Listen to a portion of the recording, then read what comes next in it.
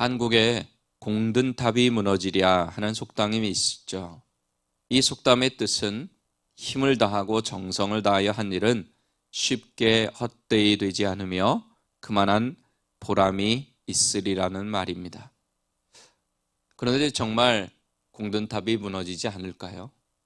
공든탑도 순식간에 무너집니다. 탑을 공을 들여 쌓기는 힘들지만 무너지는 것은 한순간입니다. 한국은 오래전이긴 하지만 IMF 때 공들여 세운 기업들이 한순간에 무너지는 것, 나라의 경제가 한순간에 무너지는 것을 똑똑히 목격했습니다. 그리고 지금 경제적인 어려움으로 가장 잘 사는 나라인 미국의 중소은행이긴 하지만 그 은행도 하루아침에 문을 닫는 것을 봅니다. 사람들은 늘 설마 하는 생각으로 살아가죠. 나는 아닐 거라고.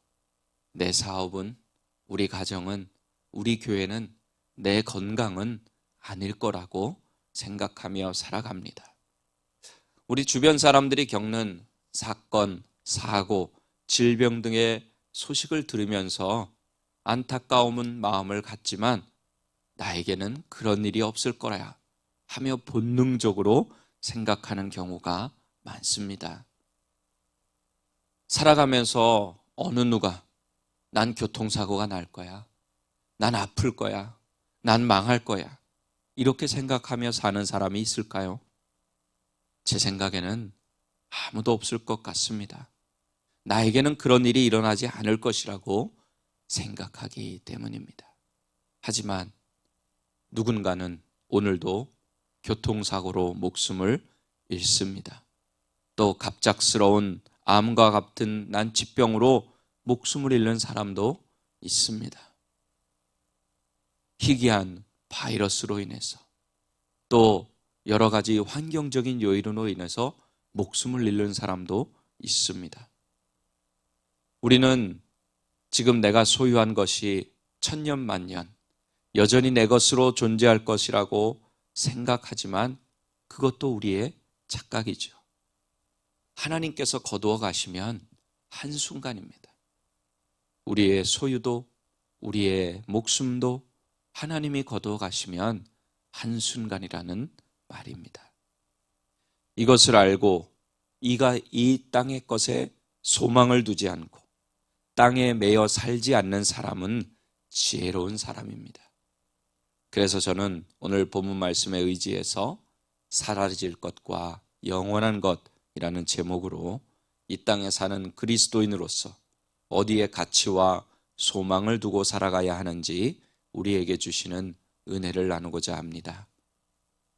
애굽 땅 가운데 네 번째 재앙인 파리 재앙이 내렸을 때 바로는 모세와 아론에게 타협안을 제시했다가 다시 마음이 완강해져서 이스라엘 자손을 내보내지 않았습니다.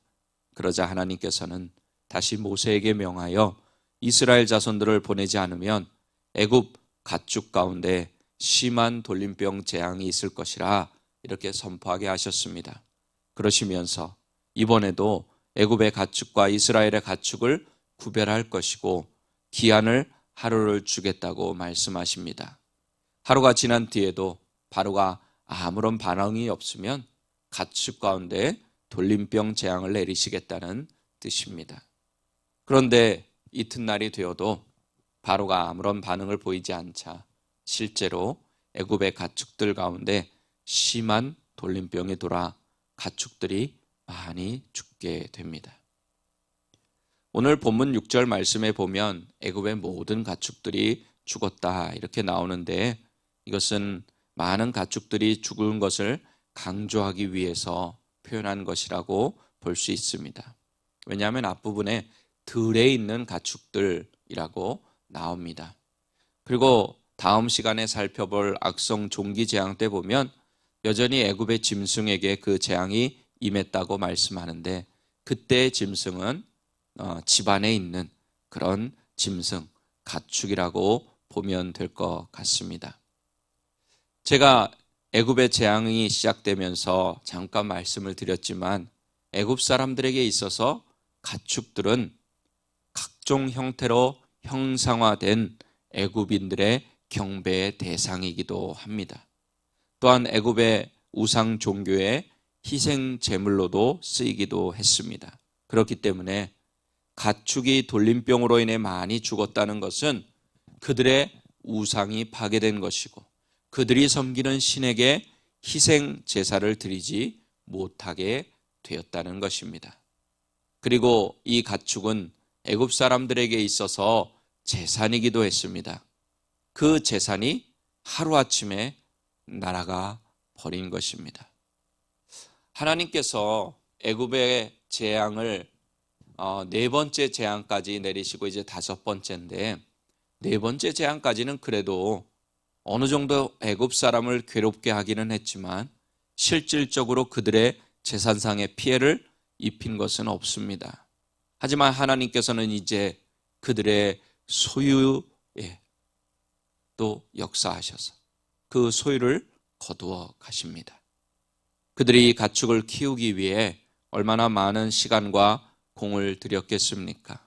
이렇게 공들여 키운 가축이 단 하루 만에 돌림병으로 다 죽어버린 것입니다. 얼마나 황당하고 허무했겠습니까? 한 사람도 아닌 어떤 한 마을도 아닌 이스라엘 자손들의 가축 외에는 들에 있는 애굽의 가축들이 다 죽어버렸으니까 얼마나 기가 막힐 노릇이겠습니까? 애굽 사람들은 이런 일이 일어날 것이라고 상상조차 못했을 것입니다. 또 그리고 동시에 하나님의 놀라운 능력이 얼마나 위대한지 또한 깨닫게 되었을 것입니다. 이 세상에는 자신이 가진 것이 내 것이라고 하며 그것을 움켜잡고 살아가는 사람들이 많습니다. 안타깝게도 그 움켜잡은 것을 제대로 한번 써보지도 못하고 이 땅을 떠나가는 사람들이 또한 얼마나 많은지 모릅니다. 예수님께서 한 부자에 대한 비유의 말씀으로 이 사실을 깨닫게 해 주셨습니다.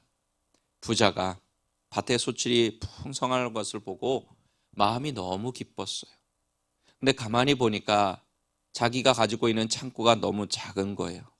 그래서 그 곡간을 헐고 더 큰 곡간을 짓고 거기에다가 모든 곡식과 물건들을 쌓아 놓을 것을 계획합니다. 그러면서 이제 많이 쌓아두고 이제 편안하게 쉬고 먹고 즐기면 되겠구나 하는 때에 하나님께서 부자에게 이렇게 말씀하시죠. 어리석은 자여, 오늘 밤에 내 영혼을 도로 찾으리니 그러면 내 준비한 것이 누구의 것이 되겠느냐. 이 말씀은 부자의 생명을 거둬 가시면 그가 그렇게 쌓아놓고 즐거워하고 기뻐했던 모든 것들 아무 상관이 없게 된다는 뜻입니다. 죄송하지만 오늘 하나님께서 우리를 부르신다고 한번 생각해 보십시오. 이 땅의 것이 여러분에게 필요한 것이 무엇이 있겠습니까? 돈이 필요하겠습니까? 권력과 명예가 필요하겠습니까? 사람들의 인기가 필요하겠습니까? 사람들과의 관계가 필요하겠습니까? 아무것도 필요 없습니다. 아무것도 가지고 갈 수 있는 것도 없습니다. 우리는 그저 빈손으로 와서 빈손으로 돌아가야 합니다. 그것이 하나님께서 허락하신 인생입니다. 하나님께서 거둬가시면 모든 것은 한순간에 사라지고 맙니다. 그래서 예수님께서 마태복음 6장 19절에서 21절에 이렇게 말씀하셨습니다. 읽어드리겠습니다. 너희를 위하여 보물을 땅에 쌓아두지 말라. 거기는 좀과 동록이 해하며 도둑이 구멍을 뚫고 도둑질하느니라. 오직 너희를 위하여 보물을 하늘에 쌓아두라. 거기는 좀이나 동록이 해하지 못하며 도둑이 구멍을 뚫지도 못하고 도둑질도 못하느니라. 아멘. 예수님은 좀과 동록이 해하고 도둑이 틈타는 땅에 보물을 쌓아두지 말고 좀이나 동록이 해하지 못하고 도둑이 구멍을 뚫지 못하는 하늘에 보물을 쌓아두라. 이렇게 말씀하십니다. 무슨 말씀입니까? 있다가 없어질 이 땅의 것에 소망을 두지 말고 영원히 사라지지 않는 하늘의 것에 소망을 두고 살라는 말씀이죠. 우리 사랑하는 오린교회 가족 여러분, 우리가 끝을 알고 지내는 사람은 지혜로운 사람입니다. 끝에 가서 사라질 것이 아니라 끝에 가서도 영원한 것, 사라지지 않는 것, 그것을 바라보면서 사는 사람이 지혜로운 사람이라는 사실 믿으시기를 바랍니다.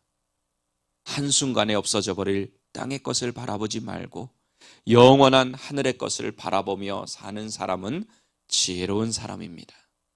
우리는 항상 지금 내가 무엇을 위해 살고 있는지 늘 생각하며 살아야 합니다.